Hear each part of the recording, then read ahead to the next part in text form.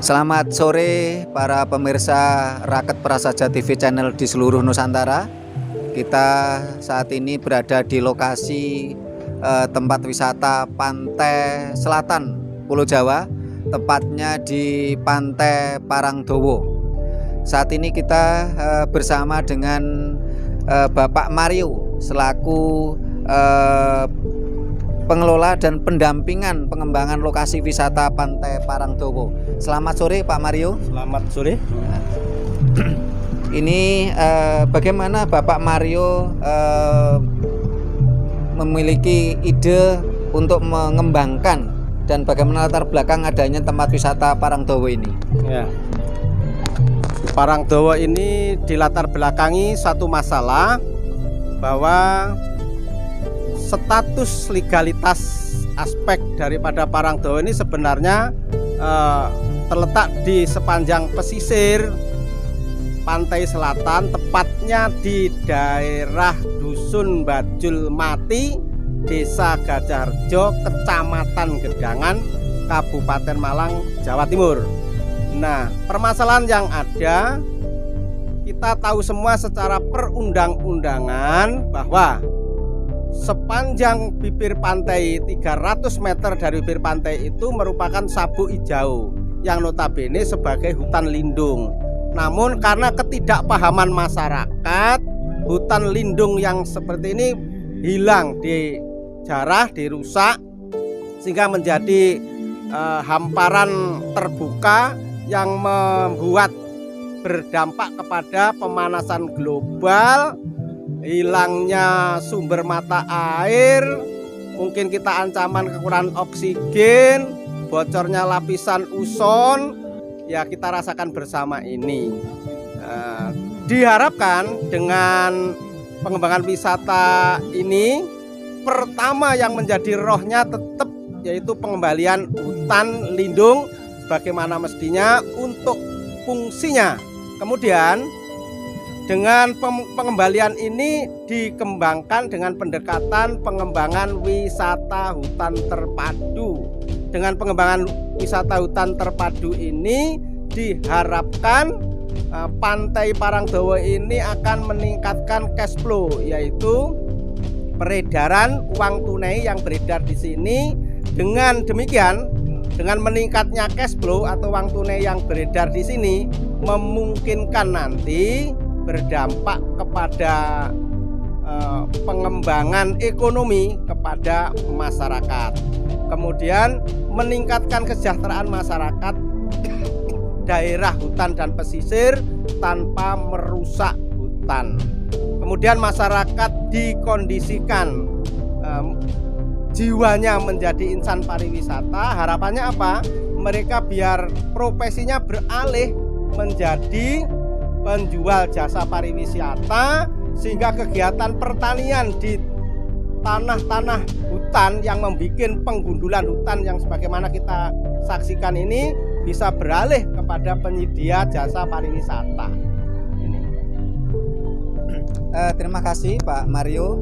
Berarti para pemirsa di seluruh Nusantara, berarti kita semua perlu berterima kasih ini kepada Pak Mario karena beliaulah merintis bagaimana supaya kita semua tidak mengalami ancaman global warming, pemanasan global, sehingga kita tidak kehabisan oksigen dan sebagainya. Pak Mario, saya ingin tanya, apa yang menjadikan kenapa kok ini diberi nama Pantai Parangdowo? Padahal kalau kita lihat di sekelilingnya itu tidak ada nama lokasi yang terkait Parang. Adanya kalau nama Parang itu kan adanya di Jogja ya, ada Parangkusumo, ada Parangtritis ya. Sementara kita di sebelah barat kita ada Pantai Balikambang, sebelah timur ada Pantai Tiga Warna. Kok ini diberi nama Pantai Parangdowo, Pak Mario? Ya.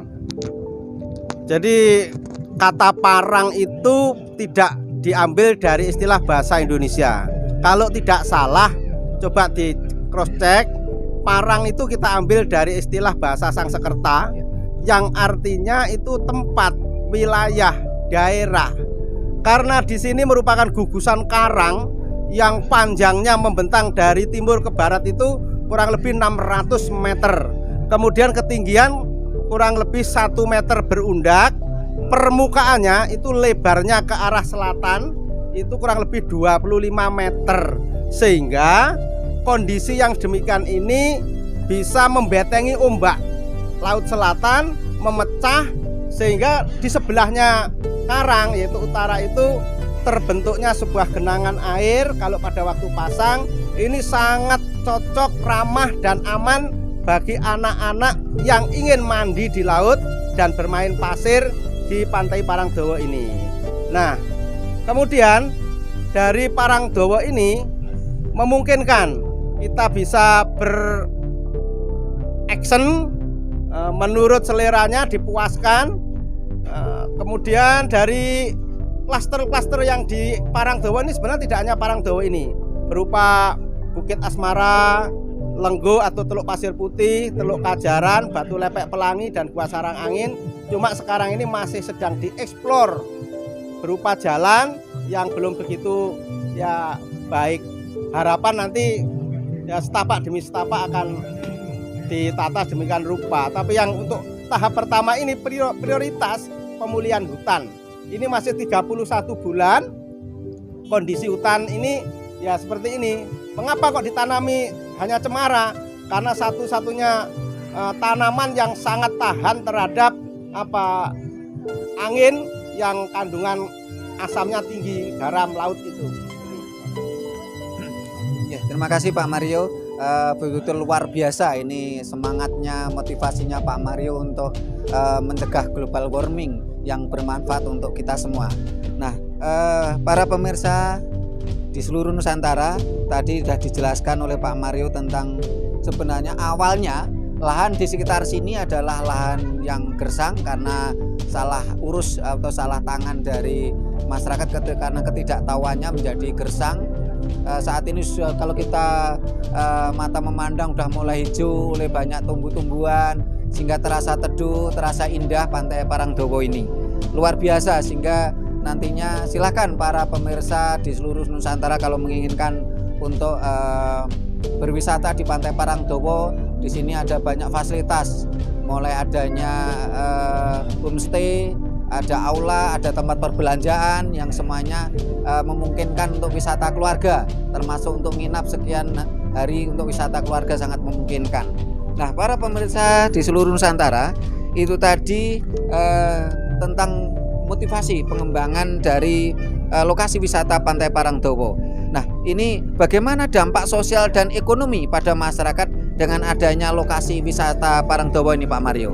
Dalam pertimbangan untuk dampak positif daripada terutama masalah keekonomian, dampak ekonomi pada masyarakat dengan adanya meningkatnya kunjungan wisata ke Parangdowo itu juga dibarengi meningkatnya uang tunai yang beredar di arus bawah, sehingga masyarakat memungkinkan bisa berjualan dengan ditata sedemikian rupa, sehingga masing-masing memungkinkan bisa berjualan menurut dagangan masing-masing. Nah, itu bisa dilihat, Bapak nanti liput, ini ada pasar los pariwisata Parangdowo dan tempat-tempat yang lainnya ini memungkinkan untuk kegiatan pasar masyarakat.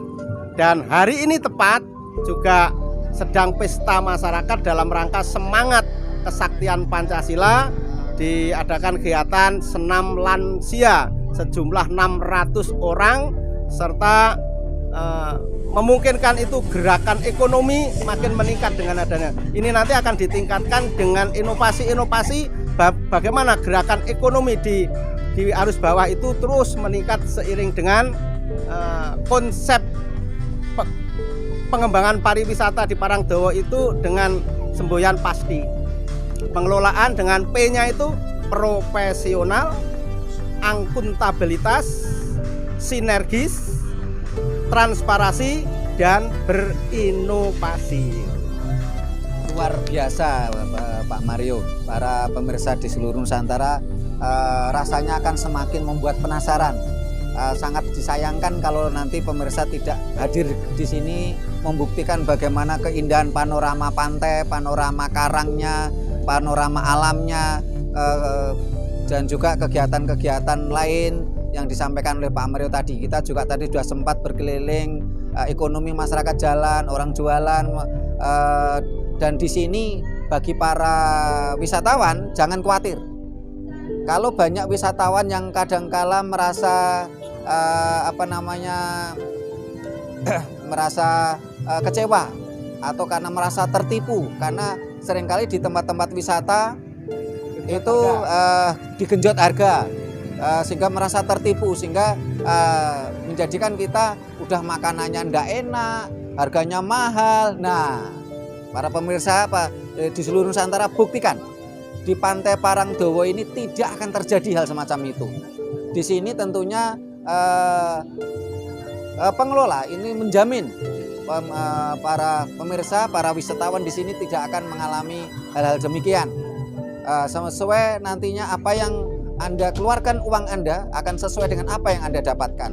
Ini sesuatu yang bernilai yang harus kita tentunya itu yang diinginkan oleh pemirsa ketika menjadi wisatawan. Jangan sampai udah jauh-jauh panoramanya tidak memuaskan, makanannya mahal-mahal. Nah, di sini tidak. Ini yang menjadikan kelebihan, nilai lebih dari Pantai Parangdowo. Pak Mario, tentunya ketika melakukan pendampingan pengelolaan tempat wisata ini tentu bukan sesuatu yang gampang. Pasti ada kendala-kendalanya, karena ibaratnya orang berjalan kadangkala tersandung kerikil, bahkan tidak jarang kadang-kadang bahkan sampai terjatuh tentunya, tetapi terus bangkit dan bangkit untuk berjalan dan maju ke depan. Nah, ini kendalanya yang dihadapi apa saja Pak Mario? Yang jelas masyarakat ini belum berjiwa pariwisata, belum berjiwa lingkungan, sehingga upaya untuk pemulihan hutan ini selalu ada kendala bahwa pemulihan hutan ini selalu diganggu oleh masyarakat yang notabene tidak mengendaki akan kembali menjadi hutan. Anggapannya mereka dengan pemulihan hutan ini akan mengganggu kegiatan mereka dalam bertani. Kalau bertani membutuhkan lahan yang terbuka, sedangkan kalau pemulihan hutan membutuhkan kerindangan. Nah, ini kontradiksi. Dengan kontradiksinya kepentingan inilah maka terjadilah kurangnya berhasil dan merupakan satu ancaman, tantangan yang luar biasa pemulihan hutan ini. Harapannya dari pemerintah ke depan, mari dari hulu sampai hilir ini membangun satu pemahaman dan kesepakatan bagaimana untuk mencari solusi permasalahan-permasalahan yang ada. Alam pesisir ini rusak karena olah manusia, sehingga nanti permasalahan-permasalahan itu segera bisa kita atasi, dan apa yang kita harapkan bersama itu permasalahan yang sudah menjadi global ini akan bisa kita atasi bersama itu. Kemudian yang kedua tentang regulasi. Ini masa-masa tentang status tanah ini masa transisi. Mengapa? Yang dulu ini menjadi tanggung jawab pengelolaan Perum Perhutani. Dengan adanya berlakunya peraturan Menteri Lingkungan Hidup dan Kehutanan nomor 39 tahun 2017 yaitu IPHPS, ini masing-masing masyarakat yang dalam wadah KTH kelompok tani hutan itu merasa ini sudah diberikan kepercayaan sepenuhnya untuk mengelola tanah hutan ini, tapi tidak sesuai dengan apa yang diharapkan, apa yang ada, substansi yang ada di dalam peraturan LKH itu tadi. Nah, oleh sebab itu ini perlu ada satu sosialisasi pemahaman sehingga mereka masyarakat di sekitar hutan tidak mengalami gagal paham. Terima kasih Pak Mario. Para pemirsa seluruh Nusantara, tentunya sangat rugi kalau pemirsa tidak membutuhkan ke sini. Kita tadi sudah keliling, betul-betul panoramanya indah. Selain ada homestay sehingga bisa untuk wisata keluarga, ada tempat belanja sehingga tidak terlalu jauh-jauh. Dan ini bahkan di sekitar kita pun ini ada masyarakat yang melakukan prewedding, foto pranikah. Ini membuktikan kalau memang panorama alam di sini sangat luar biasa dan diminati oleh masyarakat umum. Sehingga nanti mari para pemirsa di seluruh Nusantara untuk membuktikan tentang indahnya panorama Pantai Parangdowo. Terakhir Pak Mario, yang kita tanyakan, apa harapan Pak Mario terhadap perkembangan ke depan, tujuan ke depan adanya di tempat wisata Pantai Parangdowo ini? Harapannya semua elemen masyarakat, stakeholder bersama masyarakat, ayo bersatu, bersinergis untuk mewujudkan Malang Selatan dengan hadirnya jalur lintas selatan ini memungkinkan untuk pengembangan wisata yang kalau tidak salah konsepnya di dalam pengelolaan ini tidak menutup kemungkinan akan ada cash flow yang berupa uang asing sehingga bisa meningkatkan devisa negara. Apa yang menjadi permasalahan untuk penurunan angka pengangguran, angka kemiskinan itu akan mudah kita atasi dengan adanya pengembangan wisata-wisata di sepanjang pantai selatan, karena memungkinkan sekali sepanjang pantai selatan ini semuanya zona-zona yang sangat eksotik, yang indah sekali, perlu ini dikembangkan. Terima kasih Pak Mario atas keterangannya. Para pemirsa di seluruh Nusantara, ya, ini tadi wawancara kita dengan Pak Mario selaku pengelola dan pendampingan pengembangan tempat wisata Pantai Parangdowo ini.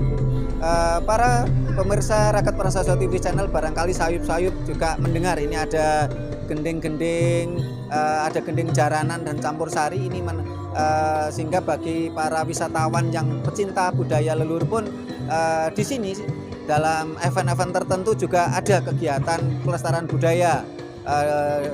Ada seni-seni yang ditampilkan, juga ada sarasan-sarasan budaya. Ini terima kasih para pemirsa di seluruh Nusantara, sampai ketemu di lain kesempatan di kegiatan dan event lainnya. Terima kasih.